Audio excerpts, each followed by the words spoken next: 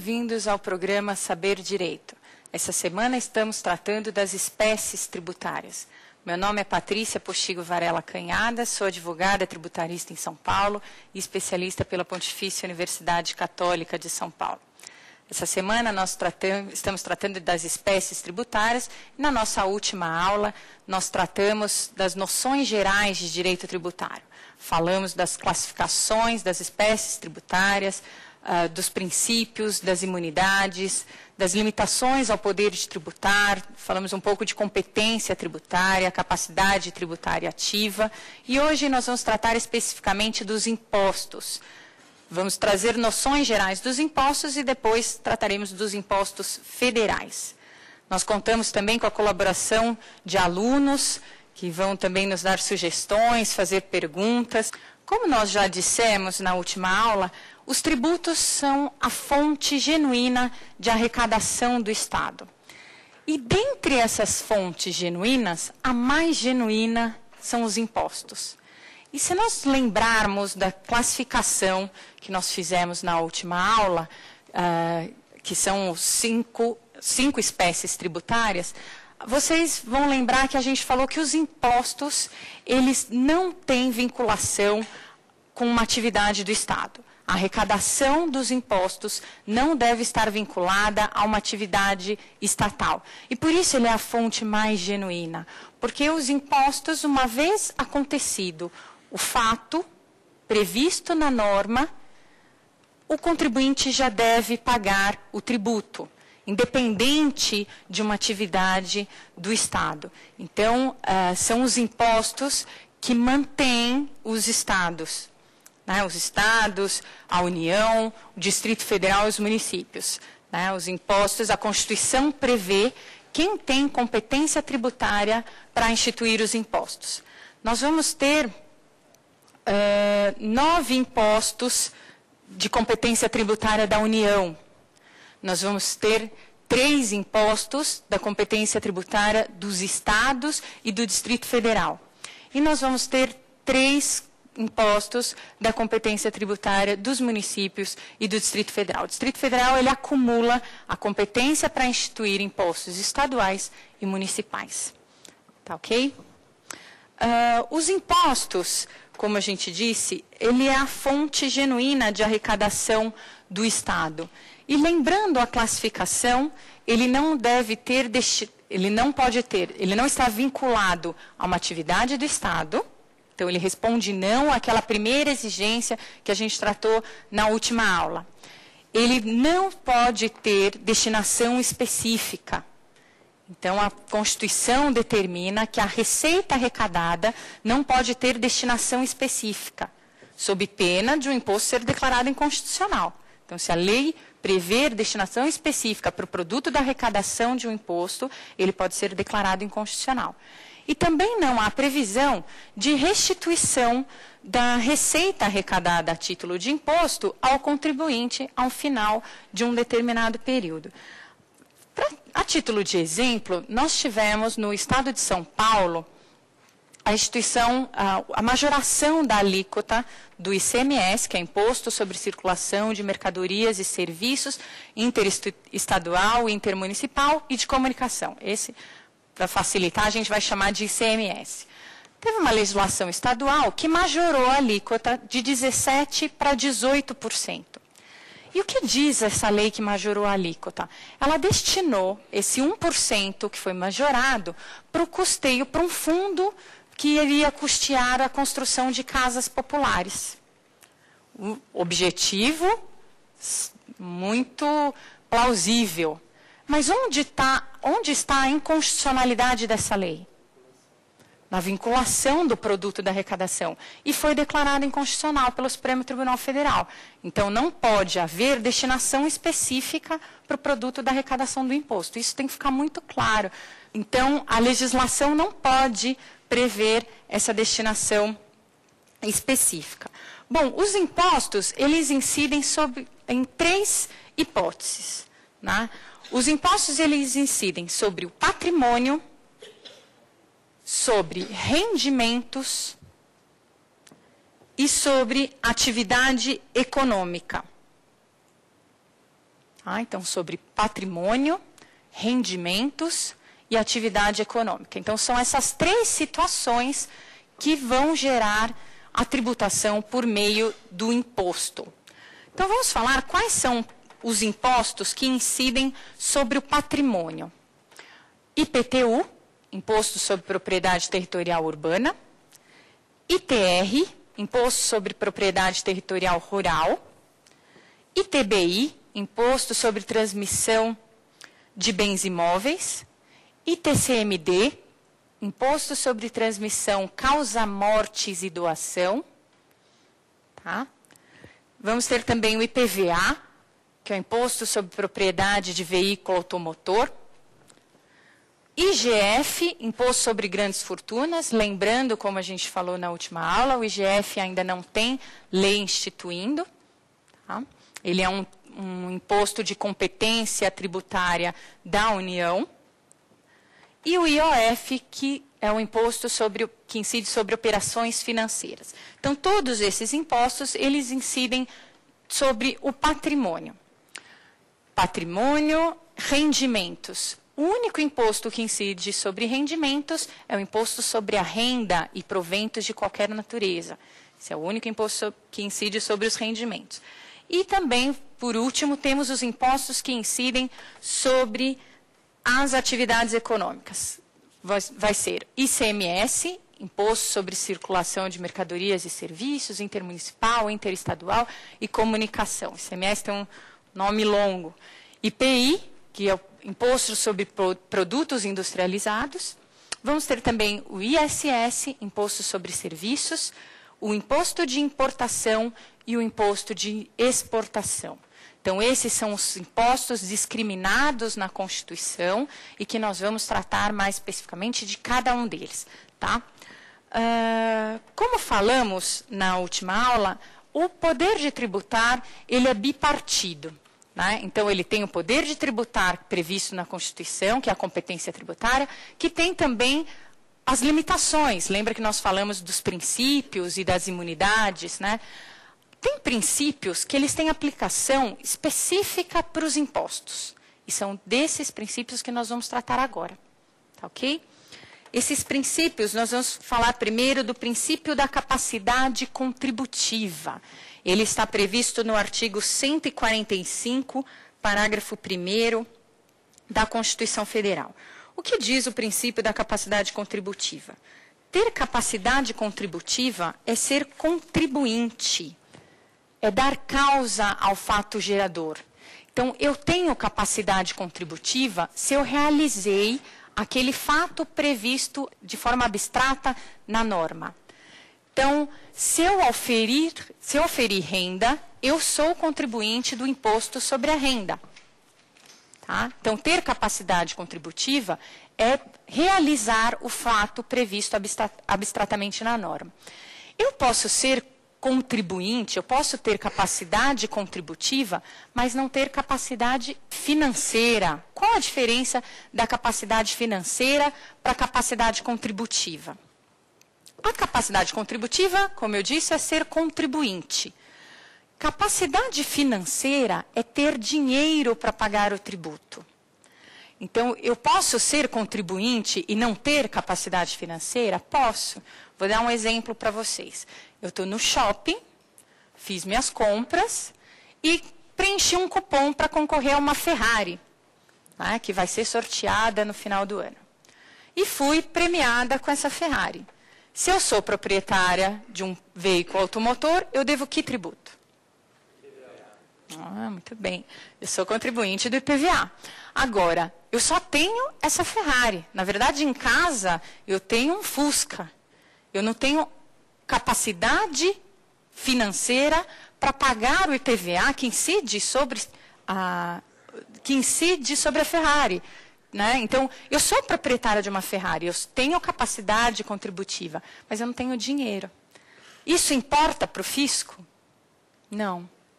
Não. Nem que eu tenha que vender o bem para pagar o tributo, ou passar o bem para alguém para que outra pessoa recolha esse tributo, eu tenho que fazê-lo sob pena do fisco, apreender esse bem para o recolhimento do imposto e depois do bem ser levado a leilão,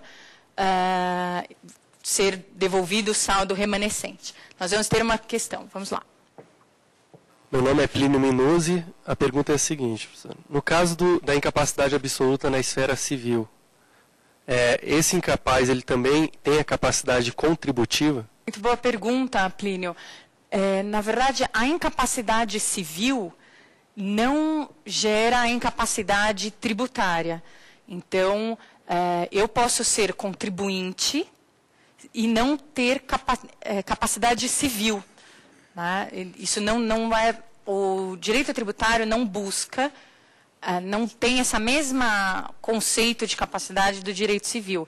Então, eu posso ter um menor que herda um imóvel, determinado imóvel do seu pai, por exemplo. Então, faleceu o pai de um menor e esse imóvel é transferido para o herdeiro, que no caso pode ser um menor. Ele vai ser devida nessa transferência o ITCMD, que é o Imposto sobre Transmissão, Causa Mortes e Doação. Tá? Então, na verdade, não tem essa vinculação, a capacidade contributiva não está vinculada à capacidade civil. Apesar do direito tributário ser um direito que a gente chama de aglutinação. O direito tributário é um direito de aglutinação, polissêmico, que a gente fala, doutrina, né, fala.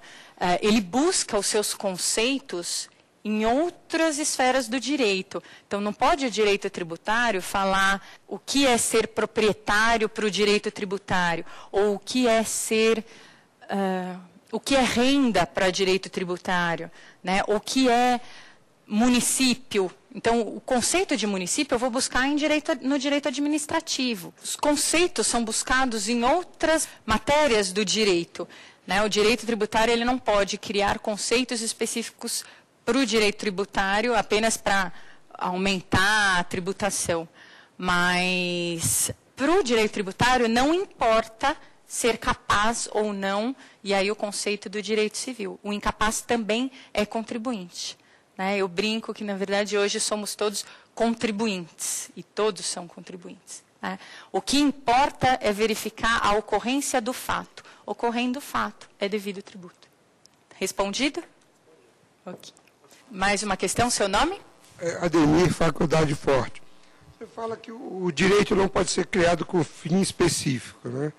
Nós tivemos recente a queda do CPMF, e quando foi criado era com destinação para a saúde. Por que não foi considerado inconstitucional? Ademir, interessante sua pergunta, mas a CPMF é uma contribuição.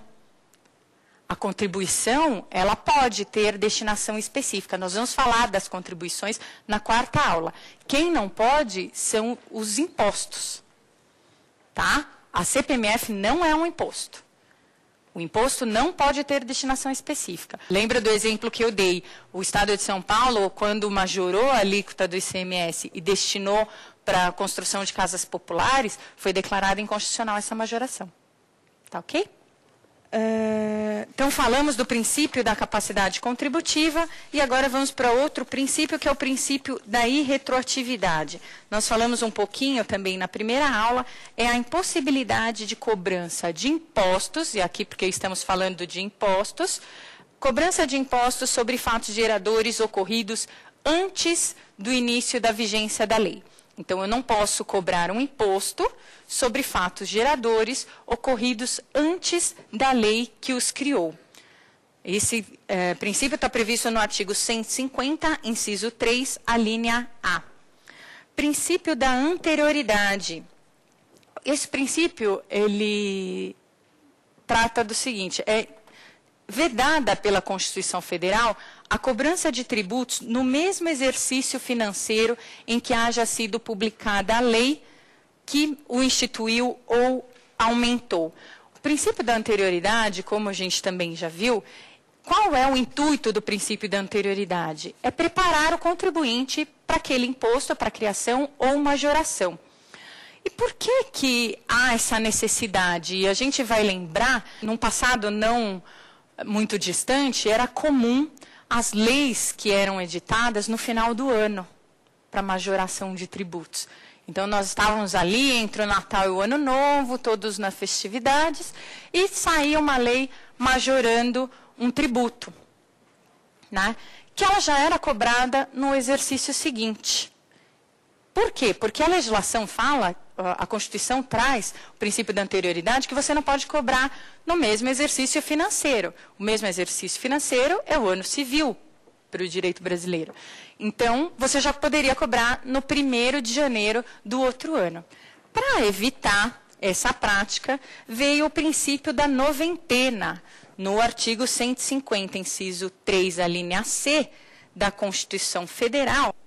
É vedado instituir tributo, cobrar tributos, antes de decorridos 90 dias da data em que haja sido publicada a lei que os instituiu ou aumentou, observado o disposto na linha A. Essa previsão ela foi trazida pela Emenda Constitucional 42 de 2003, e ela visa justamente afastar essa prática que eu acabei de falar para vocês. Então, essa surpresa que era dada aos contribuintes dessas leis que saíam no final do ano. Tá? Então, o princípio da noventena, ele vem somar ao princípio da anterioridade. Então, eu devo observar o princípio da anterioridade e o princípio da noventena. Tá? Então, se eu instituir uma lei, se eu editei uma lei para instituir um novo tributo ou majorar um tributo no final do ano, eu vou cobrá-lo no exercício financeiro seguinte, mas observados os 90 dias. Porque eu dou ao contribuinte a possibilidade de se preparar, né? De preparar essa tributação ou essa majoração. Agora, nós vamos ver também que nós temos impostos que não observam esses princípios. Né? Aí, porque a própria Constituição ela traz essas exceções, e nós vamos também falar um pouquinho de por que esses impostos não observam. Então, não estão sujeitos à observância desses impostos o imposto de importação, o imposto de exportação, o IPI, que é o Imposto sobre Produtos Industrializados, o IOF, que é o Imposto sobre Operações Financeiras, e os impostos extraordinários. Então, importação, exportação, IPI, IOF. Até dá uma musiquinha, né? Importação, exportação, IPI e IOF. Por que esses tributos não respeitam esses princípios? Porque eles são chamados de impostos extrafiscais. O que são os impostos extrafiscais? Eles têm, além do objetivo de arrecadar fundos para o Estado, no caso para a União, também de regulação da economia. Então, eles podem ser majorados ou ter as suas alíquotas diminuídas de forma a estimular ou desestimular determinada atividade. Então, isso também é uma característica desses impostos. E se eles tivessem que observar o princípio da anterioridade ou o princípio da noventena, muitas vezes a União poderia não ter esse objetivo de forma tão rápida. Então, se eu quero fomentar, por exemplo, a indústria nacional, então eu majoro a alíquota do imposto de importação e aí a indústria nacional será fomentada. Então, essa é uma forma de desenvolver a indústria nacional. E esses impostos também têm esse objetivo, são os impostos extrafiscais. E o imposto extraordinário, né, que, como eu disse, também não observa o princípio da anterioridade. Os impostos extraordinários, eles estão previstos no artigo 148. E eu vou ler para vocês. A União, mediante lei complementar, poderá instituir empréstimos compulsórios para atender a despesas extraordinárias decorrentes de calamidade pública, de guerra externa ou sua eminência. O único inciso do artigo 148 que não observa o princípio da anterioridade é esse inciso 1 que eu acabei de ler para vocês. E até pela leitura do inciso, é muito claro por que ele não precisa observar. O empréstimo compulsório, ele cabe em calamidade pública, guerra externa ou sua iminência. É viável eu aguardar 90 dias ou exercício financeiro seguinte? Muitas vezes, se eu tivesse que aguardar todo esse tempo, quando a União tivesse acesso ao produto dessa arrecadação, não teria mais utilidade, né? A função desse tributo já, por muitas vezes, já teria ocorrido, a calamidade pública, né? Então, por isso que ele também não observa o princípio da anterioridade. Como a gente tratou também na última aula, ao lado dos princípios, que também são limitações ao poder de tributar, nós temos as imunidades. As imunidades para os impostos, nós temos imunidades exclusivas dos impostos. E estão previstas no artigo 150 da Constituição Federal. Então, o artigo 150, ele prevê, é vedada a instituição de impostos sobre patrimônio, renda ou serviços uns dos outros. Então, há a imunidade do patrimônio, da renda e dos serviços uns dos outros. Não pode a União instituir imposto sobre a renda do Estado, né? Então, quando a Constituição fala uns dos outros, são os entes políticos da Federação. União, Estados, Distrito Federal e municípios. Outra imunidade prevista no artigo 150, inciso 6, a linha B, quando a Constituição fala templos de qualquer culto, na verdade ela está garantindo o direito previsto na Constituição do livre exercício da religião. Então, se eu tributasse os templos, eu, ente político, poderia tributar de forma confiscatória, por exemplo, ou com uma alíquota muito alta, um determinado culto que não fosse do meu agrado, eu que sou representante de um determinado Estado. Então, eu não gosto de um determinado culto religioso, então eu tributo aquele templo, né, de forma a impedir o exercício ou fazer com que ele não consiga se manter. Então, a Constituição veda a tributação por meio do imposto de templos de qualquer culto, né? E também ela veda quais são as riquezas que não são passíveis de tributação. O patrimônio, as rendas e os serviços. Então, patrimônio, renda e serviços não são tributados. Na linha C, a Constituição veda a tributação também do patrimônio, renda, os serviços dos partidos políticos, inclusive fundações e entidades sindicais. E aqui, assim como os templos de qualquer culto, a Constituição quer garantir a livre atuação partidária. Então, nós temos a liberdade da atuação partidária, então, por isso, a imunidade aos impostos. Também são imunes as entidades sindicais dos trabalhadores, as instituições de educação e as de assistência social sem fins lucrativos. Tá? Então, também o patrimônio, a renda e os serviços dessas instituições ou entidades sindicais também não podem ser tributadas pelos impostos. O artigo 14 do Código Tributário Nacional traz requisitos, né, para que essas entidades não sejam tributadas. As entidades que nós acabamos de falar. Quais são esses requisitos previstos no artigo 14? Eles não podem, essas instituições, entidades dos trabalhadores, instituições de educação, não podem distribuir renda. Então, elas não têm fins lucrativos, não podem distribuir renda, sob pena de não ser reconhecida essa imunidade. Tá? Não pode também distribuir, os seus recursos devem ser aplicados integralmente no país. E, por fim, devem manter escrituração de suas receitas. Então, essas condições previstas no artigo 14, elas devem ser observadas para que sejam reconhecidas como imune essas entidades dos impostos. Tá ok? Também, na linha D do artigo 150, nós temos as imunidades dos livros periódicos, jornais e papel destinado à sua impressão. Aqui nós tivemos uma discussão com relação à extensão dessa imunidade. Então, foi previsto na Constituição, antes era livros, jornais e periódicos. Aí houve uma pressão, mas e o papel?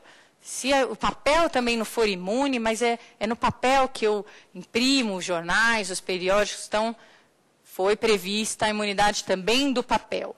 Bom, agora que tem a previsão do papel, e o CD-ROM? Também tem que ser imune. E a tinta para impressão? Então, muito se discute até onde essa imunidade poderia ser estendida. A tinta para impressão, o que vem entendendo a jurisprudência é que ela não seria imune. Agora, o CD-ROM, como ele, na verdade, é um papel virtual, é onde estaria impresso, onde contém onde está o conteúdo dos livros e jornais, a gente vê que a jurisprudência tem entendido pela imunidade quando se tratar de livros, jornais e periódicos. Uma outra discussão para essa imunidade seria, é importante o conteúdo do jornal, do periódico, de uma revista, para que seja imune? Então, vamos dar um exemplo. A Playboy é imune? Eu entendo que não deveria ser. Mas a Playboy porque ela é periódica. Por ser periódica, ela é imune.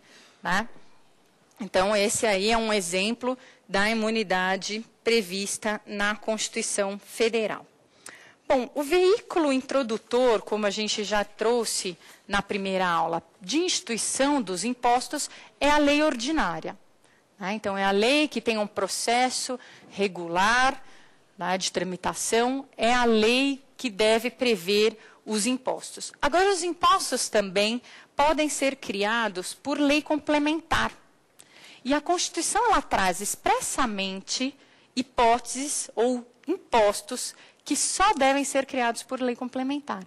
É o caso do IGF, Imposto sobre Grandes Fortunas, que quando criado, porque, como a gente disse, ele ainda não foi, mas quando criado, o será por lei complementar, por exigência da Constituição Federal.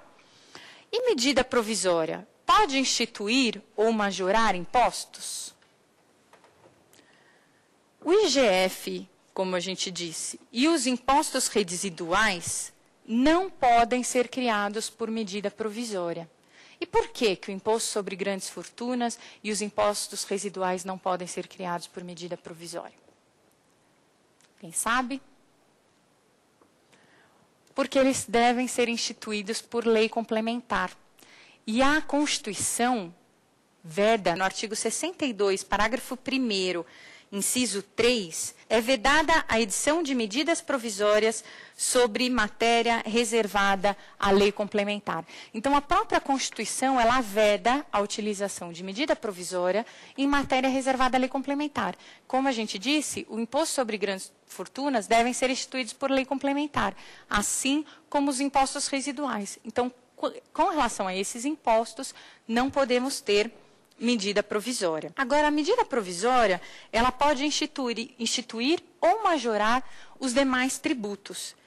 E se tratar daqueles impostos extrafiscais que nós tratamos, que é a importação, exportação, IPI, IOF, e também os impostos extraordinários, a medida provisória também não irá observar o da anterioridade. Porque, como a gente disse, os impostos não observam, né, esses impostos extrafiscais e os extraordinários, que é no caso de iminência de guerra, ou sua iminência, ou de calamidade pública, quando forem instituídos por medida provisória, a medida provisória também não irá observar o princípio da anterioridade. Bom, agora que nós já trouxemos aí noções gerais sobre os impostos, vamos tratar de cada um dos impostos que são da competência tributária da União. Vamos começar, esses impostos estão previstos no artigo 153 e 154. Antes da gente começar a tratar especificamente desses impostos, nós temos uma pergunta da rua, vamos ouvi-la. Meu nome é Tiago e eu gostaria de saber se ricos e pobres pagam tributos igualmente. Interessante a pergunta, né? Se ricos e pobres pagam tributos igualmente. Como a gente viu, os tributos eles incidem, na sua maioria, sobre o consumo. Então, a gente falou que não seria igual, porque os tributos que incidem sobre o consumo, eles não têm alíquota progressiva. O que é alíquota progressiva e alíquota proporcional? A alíquota proporcional é a aplicação de uma alíquota numa determinada base de cálculo. Então, se eu tenho uma base de cálculo menor, se eu aplico uma alíquota de 10%, por exemplo, eu vou ter uma tributação. Se eu tenho uma base de 100, alíquota de 10, eu vou ter 10. Se eu tenho uma base de 1.000, uma alíquota de 10, eu vou ter 100. Mas quem tem 10 e quem tem 100, quem paga 10 e quem paga 100, para o contribuinte pode ter o mesmo peso. Então, a alíquota proporcional, ela não é tão justa, ela não iguala o rico do pobre, porque você vai tributar a mesma base, ou uma base menor para o pobre e uma base maior para o rico. A alíquota progressiva, ela atende, talvez, aí uma justiça social de uma forma melhor. Por quê? Porque ela tributa de forma progressiva o aumento da base de cálculo. Então, ela tributa com uma alíquota de 10%, isso ocorre no imposto sobre a renda, que nós vamos tratar. Ela vai ter uma alíquota para um determinado valor, uma alíquota maior para um outro valor, e ela vai subindo conforme também aumenta a sua base de cálculo. O que isso traz uma justiça social, porque quem tem uma base de cálculo maior não paga só o mesmo percentual, mas paga uma alíquota maior sobre aquele valor também maior. Por isso que ele atende mais a justiça social. Só que a grande maioria dos impostos não tem alíquotas progressivas. Eles têm alíquotas proporcionais. A cobrança é proporcional. Então, se fosse responder a pergunta de forma objetiva, os pobres pagam mais tributos, porque os tributos que incidem sobre o consumo, como a gente disse, têm as alíquotas proporcionais. Tá? Então, agora vamos tratar dos impostos da União. Os impostos, como eu disse, estão no artigo 153 e 154 da Constituição Federal. Vamos começar pelo imposto de importação. Imposto de importação, qual a materialidade do imposto de importação? Importar produtos. Como a gente viu, o imposto de importação não está previsto, não está sujeito ao princípio da anterioridade. Então, ele pode ser cobrado no mesmo exercício financeiro em que foi instituído ou majorado, e também não está sujeito ao princípio da noventena. Então, além de poder ser cobrado no mesmo exercício, ele pode ser cobrado antes de 90 dias. E por que isso? Como a gente disse, porque ele é um imposto extrafiscal. Ele também pode ser usado pela União para estimular ou desestimular determinada atividade. Imposto de exportação. Qual a materialidade? E aqui, quando eu falo materialidade, é lembrando da nossa primeira aula, quando a gente tratou do aspecto material. Vocês se lembram, né? Que é verbo mais um complemento. É a ação do contribuinte no mundo que é escolhido pelo constituinte para ser tributado. Então, qual é essa ação no imposto de exportação? É produtos nacionais ou nacionalizados. O imposto de exportação, ele também não observa o princípio da anterioridade e também não observa o princípio da noventena. E é interessante no princípio de exportação que a alíquota, assim também como no imposto de importação, a alíquota varia de acordo com o produto. Nós podemos ter alíquotas diferentes dependendo do produto que eu vou importar ou exportar. Então, isso é muito interessante nesses impostos. E também, assim como o imposto de importação, é um imposto extrafiscal. Tá? Então, quando incide o imposto de exportação? Quando eu vou exportar um determinado produto nacional. Então, eu tenho que pagar esse imposto de exportação. Imposto sobre a renda e proventos de qualquer natureza. Esse é bem conhecido, é o IR, né? Qual é a materialidade do imposto sobre a renda? Auferir renda. Auferir renda ou auferir proventos de qualquer natureza. Qual a diferença de renda e proventos de qualquer natureza? Renda é o capital do trabalho, né? É o salário pago pelas empresas ao seu empregado, né? Ou ao seu prestador de serviço. Então, é o que eu recebo, é o que é pago ao trabalhador. Isso é renda, é o produto do trabalho. O que são proventos de qualquer natureza? Proventos de qualquer natureza são acréscimos patrimoniais não compreendidos no conceito de renda. O aspecto temporal do imposto sobre a renda. Então, aqui, no imposto sobre a renda, vamos tratar um pouquinho dos aspectos que a gente tratou na primeira aula, pela importância desse tributo. O aspecto temporal do imposto sobre a renda, ele acontece no dia 31 de dezembro. Então, lembra que a gente falou que aspecto temporal difere do momento do pagamento? Então, quando nasce a obrigação de pagar o imposto sobre a renda? Dia 31 de dezembro de um determinado ano, né, do ano. No dia 31 de dezembro, o que eu devo fazer para saber se eu sou contribuinte, se eu devo recolher imposto sobre a renda? Eu tenho que somar as minhas receitas, tudo que eu recebi durante o ano, a título de renda ou acréscimo patrimonial, descontar, deduzir as despesas, e as despesas previstas na lei, aí infelizmente a gente não vai conseguir tratar de todas, mas eu vou deduzir essas despesas, e se o meu resultado for positivo, eu devo pagar imposto sobre a renda. Se o meu resultado, receita menos despesas deduzíveis, for negativo, eu não devo recolher o imposto sobre a renda. Tá? Então, esse é o aspecto temporal, ele acontece no dia 31 de dezembro. A base de cálculo, como eu disse para vocês, é a renda ou proventos, que pode ser ganho de capital. Qual é a alíquota? E aqui é muito importante, como eu disse para vocês, o imposto sobre a renda, ele tem alíquota progressiva, né? Então, até trouxe aqui para ficar mais claro. Para a pessoa física, a isenção do imposto sobre a renda, para quem recebe durante todo o ano, R$ 15.764,28. O que for recebido de R$ 15.764,29 até R$ 31.501,44 será tributado a uma alíquota de 15%. Tá? Então, eu tenho uma faixa de isenção e eu tenho uma faixa que será tributado a uma alíquota de 15%. Isso para a pessoa física, nós estamos falando. O que superar R$ 31.501,44 durante o ano será tributado a uma alíquota de 27,5%.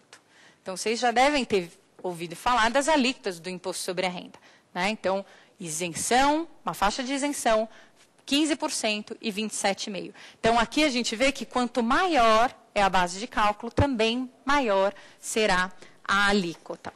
Para a pessoa jurídica, nós temos uma tributação de 15% e um adicional de 10%. Bom, o imposto sobre a renda, ele está sujeito ao princípio da anterioridade, como a gente viu. Ele só deve ser cobrado no exercício seguinte. Mas ele não observa o princípio da noventena. Então, nós podemos ainda ser surpreendidos com uma lei editada no final do ano, com uma majoração de alíquota de imposto de renda? Sim.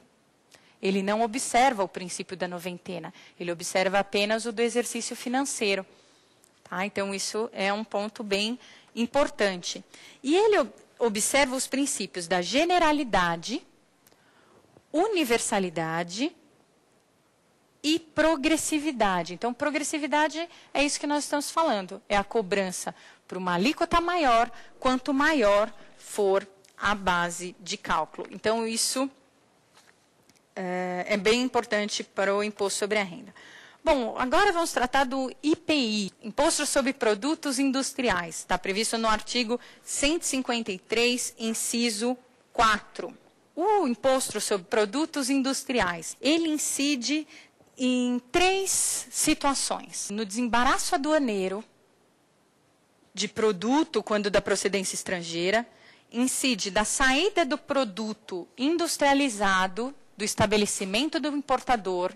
Então, na saída do produto industrializado do estabelecimento do importador, incide também na arrematação de produto apreendido ou abandonado que tenha sido levado a leilão. Então, eu também vou pagar IPI nessa hipótese. Uma característica importante do imposto sobre produto industrializado é a seletividade. O IPI ele será seletivo, diz a Constituição. Quando a Constituição diz será seletivo, é porque ela obriga que ele o seja. O IPI ele deve ser seletivo. O que é ser seletivo? Ele terá uma alíquota maior quanto menor for a essencialidade do produto. Então, produtos que não sejam essenciais serão tributados com uma alíquota maior. Produtos essenciais serão tributados com uma alíquota menor.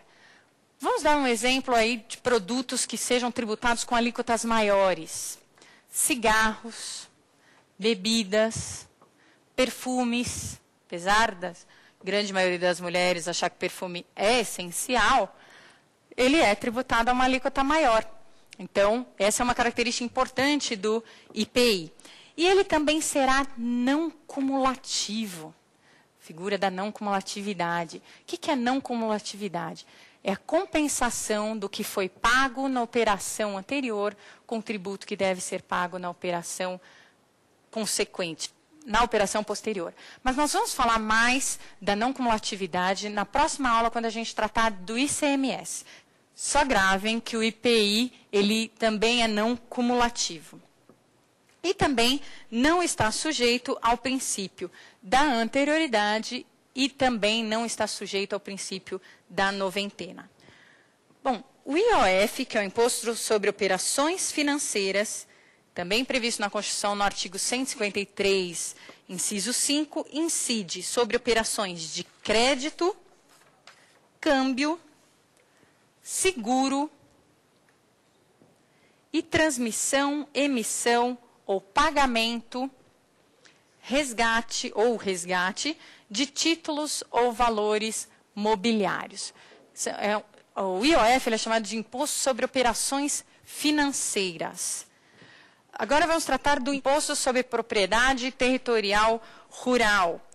Qual é a materialidade do ITR? É ser proprietário de um imóvel rural. O ITR está previsto no artigo 153, inciso 6. Tá? Ele está sujeito, o ITR está sujeito ao princípio da anterioridade e ao princípio da noventena. A Constituição traz aí uma imunidade no imposto sobre propriedade territorial rural. E qual é essa imunidade? Não incidirá ITR sobre pequenas glebas rurais. Então, a Constituição traz uma imunidade. É importante só lembrar que quando a Constituição retira uma materialidade, e essa materialidade dá incidência de um imposto, e essa materialidade está prevista na Constituição, isso é uma imunidade. Tá? Ela prevê a não incidência de um determinado tributo naquela materialidade. Quando essa previsão é legal, tá? Então não está na Constituição, mas sim numa lei, nós chamamos de isenção. Só para situá-los. As alíquotas serão variáveis e progressivas quando elas tiverem a intenção de estimular a função social de uma determinada propriedade. Então, uma propriedade que está lá parada apenas para valorização imobiliária, ela será tributada com uma alíquota progressiva. Tá? Isso também tem previsão constitucional. E vale lembrar que aqui há também na Constituição uma previsão de delegação entre entes políticos. A Constituição prevê que o ITR pode ser cobrado, arrecadado, fiscalizado pelos municípios que assim optarem. Lembra que a gente tratou na última aula da delegação da capacidade tributária ativa. E temos ainda o imposto sobre grandes fortunas, que, como eu falei para vocês, ele deve ser instituído por lei complementar, mas ainda não foi. Nós temos também os impostos residuais. Os impostos residuais estão previstos no artigo 154, inciso 1 da Constituição, e eles são aqueles impostos não discriminados da Constituição. Então, é uma competência da União para instituir impostos que não tenham o mesmo fato gerador e base de cálculo dos outros impostos previstos na Constituição. Então, na verdade, é ali uma previsão da Constituição falando, olha, se por acaso, União, você tiver alguma materialidade que eu não previ na Constituição e quiser tributar por meio de imposto, vai ser, a sua porta de entrada é o artigo 154.1, são os impostos residuais. Eles não estão discriminados na Constituição. Eles deverão ser não cumulativos, observarão o princípio da anterioridade e da noventeira e só devem ser instituídos por meio de lei complementar. Os impostos, e por fim, os impostos extraordinários. Como a gente disse, os impostos extraordinários, eles vão incidir em iminência ou no caso de guerra externa. Como a gente falou, como é iminência ou caso de guerra externa, eles não observam o princípio da anterioridade e o princípio da noventeira. E serão suprimidos gradativamente, cessadas as causas de sua criação. Esses são os impostos extraordinários. Nós temos agora mais uma pergunta de um contribuinte. Vamos ouvi-la. Olá, meu nome é Tércio e a minha pergunta é: se igrejas e instituições beneficentes devem pagar impostos? Muito bem, André. Como a gente falou, igrejas e instituições beneficentes, elas são imunes aos impostos. Então, a renda, o patrimônio, os serviços das igrejas e das instituições beneficentes são imunes. Para finalizar a aula de hoje, nós vamos falar de um princípio e uma história interessante, de um princípio que ainda vige até os dias de hoje, que é o princípio do não olê, do princípio do não tem cheiro. Tá? Um imperador romano, chamado Vespasiano, criou uma taxa que incidia sobre os mictórios públicos. E essa taxa ela era motivo de piada, né, entre a população. E o seu filho, Tito, pediu para que essa taxa fosse extinta, né, porque ele já estava cansado das gozações. E o imperador Vespasiano pega uma moeda que tinha sido paga e dá para o seu filho e pede para que ele cheire. E pergunta, tem cheiro? E Tito responde, não tem cheiro. Então, ainda hoje, a gente tem esse princípio, apesar de algumas críticas, vigente no ordenamento. Então, o que isso representa? Não importa para o direito tributário a origem, se ela é ilícita ou lícita, ela será tributada, tá ok? Então, eu agradeço a participação dos alunos de hoje, muito obrigada, e eu espero vocês na próxima aula.